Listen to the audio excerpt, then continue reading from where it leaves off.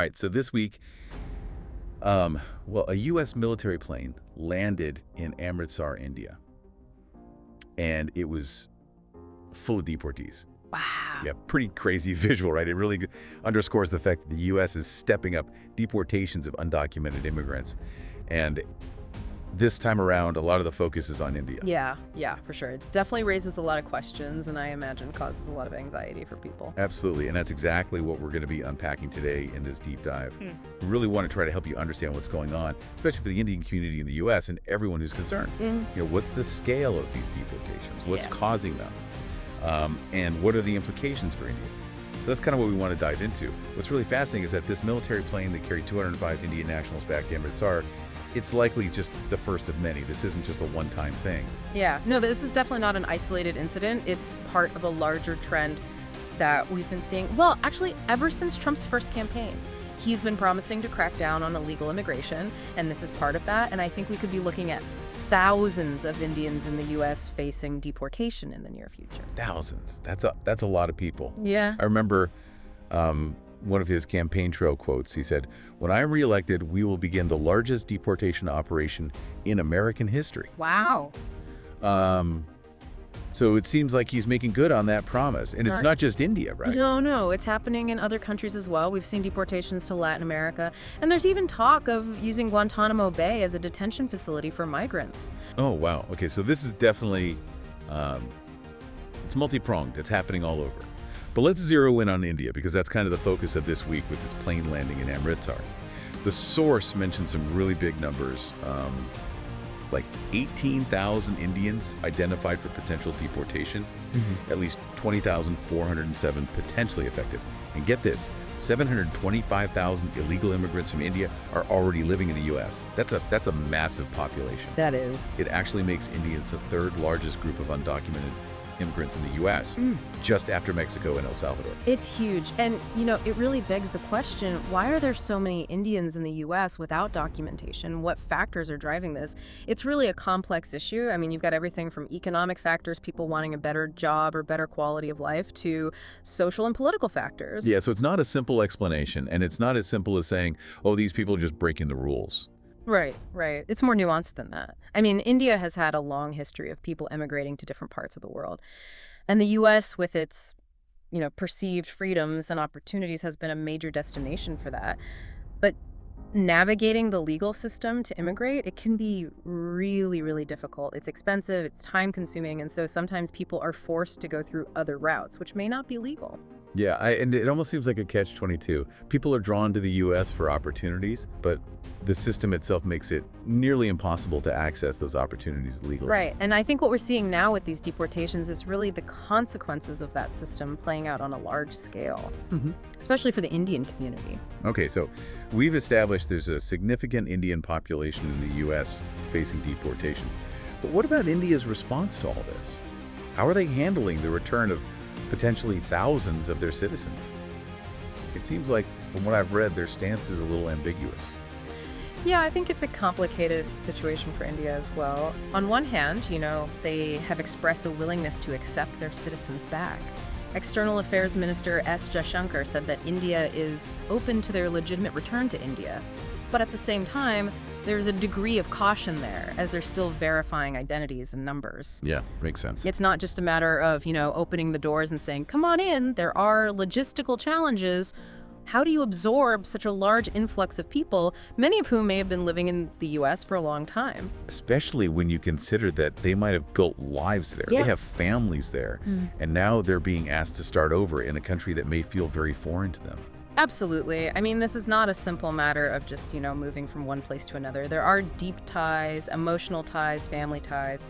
And so, is it really just about verifying identities for India, or are there deeper diplomatic considerations at play as well? And how will the Indian public react to the return of so many deportees? And will the government be able to provide adequate support for their reintegration into society? All of those factors are at play. So many layers to this. I mean, the source does mention a conversation between Trump and PM Modi, where Trump said that he's confident that Modi will do what's right, which sounds like maybe there's some pressure from the U.S. for India to cooperate. Potentially, yeah.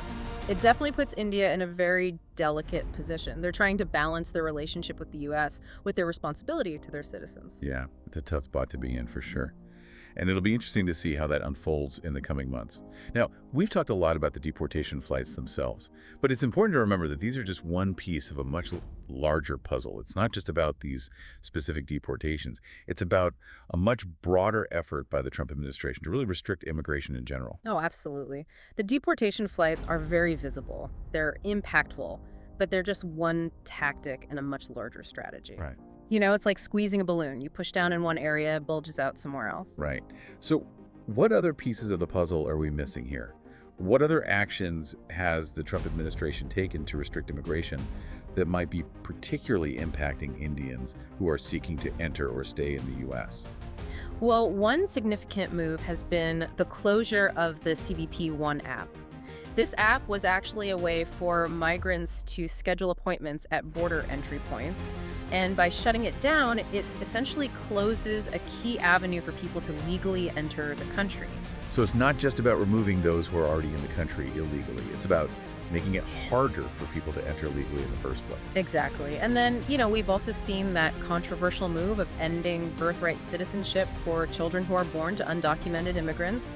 This is a big change from previous policy, and it's created a lot of debate and controversy. Right, because it really changes the status of children who are born in the U.S., regardless of their parents' immigration status. And then what about the dismantling of refugee programs? How does that fit into this picture? Well, that's another crucial piece, right? Because it's reducing the number of refugees who are allowed into the country. The administration is further limiting the legal pathways for immigration. So it's a multi-pronged approach. Yeah. You're targeting various points of entry, different categories of immigrants. It's like a tightening web of restrictions that impacts both those who are already here and those who are hoping to come to the U.S. Yeah, it's a very apt way to put it. And I think, to understand this, it's helpful to look back a little bit. What's the historical context here? Yeah. How do Trump's actions compare to previous administrations? And what might be the potential long-term consequences? Because it's not just about the here and now. This is really setting a precedent. Okay, resident history buff, enlighten us. All right. Well, immigration has always been a contentious issue in the U.S. Going back to the very beginning of the country, there's always been this debate about who gets to come in, who doesn't. But I think it's fair to say that Trump's approach is arguably more hardline and restrictive than many of his predecessors. And what's interesting to note is that his policies aren't happening in a vacuum. This is actually part of a broader global trend towards increased border security and stricter immigration controls. Oh, interesting. So it's not just a U.S. phenomenon. It's not just a U.S. thing, it's really a global shift. Okay. And I think that's something that has a lot of implications for migration patterns all over the world. Wow. So we're really just at the tip of the iceberg here. It sounds like this is just the beginning of a much larger story that's going to be playing out for years to come. Absolutely. I think the long-term consequences are still unfolding, and it's a complex and evolving situation. So we need to keep our eyes peeled and really pay attention to how things develop. Well, this has been a truly eye-opening conversation so far. And we've gone from this image of a military plane packed with Indian deportees to a much broader understanding of what's going on both in the U.S. and in India. But we're not done yet. Stay tuned for part 2, where we'll explore the long-term consequences of these deportations, the ethical dilemmas they raise, and what it all means for the future of global migration, especially for the Indian diaspora. Welcome back to our deep dive into this whole deportation situation and its impact on India. Yeah, we really wanted to unpack it all because there's just so much going on. We've laid out the facts and the numbers and the political side of things, but I think now it's really time to talk about the human side of this story. Yeah, definitely. Behind the headlines and the policy debates, there are real people, right? Whose lives are being turned upside down by these deportations. Exactly. We're talking about families and individuals and communities who are facing a ton of upheaval and uncertainty. So what are the long-term consequences, for these people who are being sent back to India, especially those who have spent years, maybe even decades, building lives in the U.S.? That's got to be really tough. Yeah, for a lot of people, it means uprooting their entire lives. Leaving behind jobs, homes, loved ones. Imagine having to start over in a country that maybe you haven't lived in for years. Maybe you've never even lived in. Wow. It's got to be daunting, especially for those who might not have strong support networks in India. Yeah, it's almost like hitting the reset button on your life. Yeah. And, not everyone has a safety net waiting for them back in India. They may face a lot of challenges like cultural barriers, linguistic barriers, even just fitting back into a society that might feel foreign to them after spending so much time in the U.S. Right. Reintegration is tough. It's Yeah. not always a smooth process. And then on top of that, you have to consider the economic hardship. Finding work, securing housing, getting health care. These are all major challenges, especially when you're starting from scratch in a completely new environment. Yeah, absolutely. And then let's not forget the mental and emotional toll that this takes. Yeah. Being forced to leave your home, separated from loved ones, just the uncertainty of what the future holds. Right? That can't be good for anyone's mental health. Oh, for sure. I mean, we're talking about potential anxiety, depression, PTSD even in some cases. The trauma of deportation, it can really leave a lasting impact. And that brings up another point that we haven't really touched on, which is family separation. The source doesn't really go into detail on this, but I imagine there are many cases where, one parent is being deported while the other remains in the U.S., maybe even with children who are U.S. citizens. Yeah, I mean, that's just heartbreaking to think about. Family separation is really damaging, especially for kids. It can create a lot of emotional and developmental challenges. Yeah, This can have lifelong consequences. And then there's also the legal complexities of trying to figure out custody and visitation rights across international borders. It's a mess. It's a real tangled web of issues with no easy solutions. Yeah. It really highlights the human cost of these policies. The ripple effects extend far beyond the individuals who are being deported. And it raises some really big questions about human rights and fairness and just the whole concept of belonging. For sure. I mean, is it really ethical to uproot people who have built lives in a country, even if they entered illegally? Yeah. Where do we draw the line between enforcing immigration laws and just basic human dignity? Right. These are questions that, countries all over the world are grappling with. Yeah, it's not a simple issue. And I think, you can see both sides of the argument. There are people who believe that upholding the rule of law is paramount, that anyone who breaks the law, regardless of the circumstances, they should face the consequences. Right. And then there are those who believe that there are other factors to consider. Why did these people migrate in the first place? What contributions have they made to society? What are the humanitarian implications of deporting them? Exactly. It's a really delicate balance. You're weighing different ethical considerations, and different societies will have different priorities. But it's a conversation that we have to keep having, especially as these deportations become more and more common. Yeah, it's not going away. Yeah. Okay, so we've talked about the human cost, the ethical issues, the complexity of India's response. But let's zoom out even further. Let's think about the bigger picture.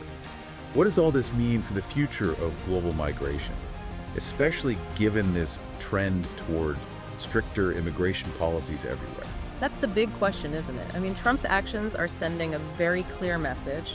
The U.S. is closing its doors, tightening its borders, and taking a really hard line on illegal immigration. And as we said earlier, other countries are following suit.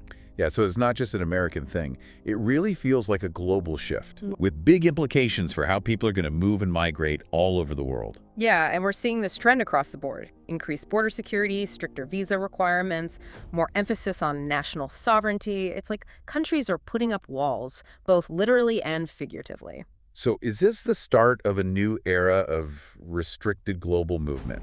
Are we heading toward a world where it's harder than ever to cross borders, to seek opportunities in other countries, or even just to find refuge from persecution? It's definitely a possibility. It's kind of scary to think about, honestly. Yeah. I mean, there are a lot of factors driving this trend. You've got the rise of nationalism, populism, economic anxieties, all of which are fueling anti-immigrant sentiment in a lot of parts of the world. And technology is playing a role too, right? Oh, absolutely. With all the facial recognition and biometric data and sophisticated surveillance systems, it's becoming easier and easier to track and control people's movements. Yeah, I mean, it's this whole interplay of political, economic, social, and technological forces that are reshaping the entire landscape of global migration. It's a lot to take in. So what does this mean for people who are just trying to find a better life or fleeing from conflict or even just trying to reconnect with loved ones? What options are left for them in this world where everything's getting so much harder? Yeah, that's the real challenge. The legal pathways for migration, they're shrinking, they're more competitive than ever. And at the same time, the risks of irregular migration are increasing. So it's creating this situation where people are left with very few options, and none of them are good. So it's a double whammy. Fewer legal options and more danger if you choose to go the undocumented route. It's a pretty bleak picture for anyone who is hoping to migrate. Yeah, and it also raises serious concerns about human rights violations and exploitation and trafficking. When people are desperate and they don't have many options, they're more vulnerable to abuse. It's a really tough reality. So, I mean, is there any hope for a more humane approach to all of this? Or are we just destined for a future of closed borders and more suffering? That's a big question. It is, but it's important to remember that migration is a complex thing. It has a long history. People have always been moving across borders for different reasons, and they're going to continue to do so. I mean, it's a fundamental human instinct to want a better life, to connect with your loved ones, to explore new places. You can't just shut that down completely. You can't stop people from wanting to move. It's part of who we are as humans. Right. So I think the question is not if migration will continue, but how it's going to be managed. Are we going to have a system that's chaotic and exploitative? Or can we create something that's more orderly, more humane, more sustainable, something that respects the rights and the dignity of everyone involved? That's the challenge, isn't it? Finding a way to manage this in a way that's both effective and ethical. Right. And it requires, cooperation on a global scale. We need innovative solutions. And I think most importantly, we need a shift in perspective. What do you mean by shift in perspective? I think we need to move beyond the fear and the simplistic narratives that we often hear about immigration. We have to acknowledge that migrants make valuable contributions to our societies and our economies, and we have to address the root causes of forced migration, which are things like conflict, poverty, climate change. These are big issues that need nuanced solutions. It's a tall order. But I do believe it's possible. I mean, we have to believe it's possible. We have to have the courage to imagine a future where migration is not seen as a threat, but as an opportunity for growth and innovation and cultural enrichment. Well said. And that's where you, our listeners, come in. You're the informed and engaged citizens who can help shape this future. By understanding these issues, by challenging the narratives, by advocating for more humane policies, we can make a difference. It's easy to feel overwhelmed by the scale of these problems, but even small actions can have a big impact. Absolutely. Stay informed, engage in constructive dialogue, and use your voice. Make it heard. Advocate for positive change. Okay, so we've gone deep into the U.S. deportation policy, the impact on India, the ethical dilemmas, and the implications for global migration. But there's one last piece of this puzzle we need to explore, and that's the economic consequences. Yeah. We talked about the human costs, but what about the financial fallout? How will these deportations affect the economies of the U.S. and India? And what could the ripple effects be on global trade and labor markets? Okay, so we're back for the final part of our deep dive into the world of deportations. And this time, we're going to be talking money. We're putting on our economist hats to explore the financial side of all of this. Yeah, the economic part of this is really important. I mean, we've covered the human costs and the ethical challenges and all the global ripple effects, but the economic consequences often get overlooked, and they can be significant. Exactly. So let's try to unpack it, shall we? What's the financial fallout of all these deportations? How are they going to hit the wallets of both the U.S. and India? And what about the global economy as a whole? What are we looking at here? Well, it's a complicated equation for sure. There are a lot of factors to consider, but let's start with the U.S. Remember that number we talked about earlier, the 725,000 undocumented immigrants from India who are living in the U.S.? Yeah, that's a huge number. A lot of people. Right. And a lot of these folks are working in sectors that are really crucial to the U.S. economy. Think agriculture, construction, hospitality, healthcare. Yeah, it's essential industries. Exactly. Industries that are already struggling with labor shortages in many cases. So if you suddenly remove a big chunk of the workforce, especially in industries that are already having trouble finding workers, that's got to create problems, right? Oh, absolutely. I mean, you could see disruptions in supply chains, increased labor costs for businesses, maybe even a slowdown in economic growth in certain sectors. So it's not just about the individuals being deported. It's about the potential domino effect on the entire U.S. economy. Right. And it's not just about undocumented workers. The whole climate of fear and uncertainty that these deportations create, it can also discourage legal immigrants and foreign students from coming to the U.S., which also impacts economic growth and innovation. That makes sense. The U.S. has always benefited from attracting talented people from all over the world. If it starts to seem less welcoming, that could have long-term consequences. Exactly. And then there's also the cost of enforcement itself, all the detention centers, the deportation flights, the legal battles. That all adds up. So it's a significant financial burden on U.S. taxpayers as well. Okay, so we've talked about the U.S. side of things. What about India? How are they going to handle the return of potentially thousands of their citizens from an economic standpoint? I mean, they're already dealing with economic challenges. Yeah, it's a mixed bag for India, I would say. It presents both challenges and opportunities. On the one hand, they're going to have to find ways to integrate all these returnees into their economy and society. Right. That means creating job opportunities, providing housing and healthcare, dealing with any social or cultural issues that might arise. That sounds like a lot. It's a big task, no doubt. But on the flip side, these returnees also bring valuable skills and experience with them, potentially even some capital, and all of that could actually benefit India's economy in the long run. So it's really about finding a way to turn this situation into a positive for everyone. Exactly. It takes strategic planning, investment from the government, but it could be a win-win. The returnees get a chance to rebuild their lives and contribute to India's growth at the same time. Okay, so we've unpacked the potential economic impacts on both the U.S. and India.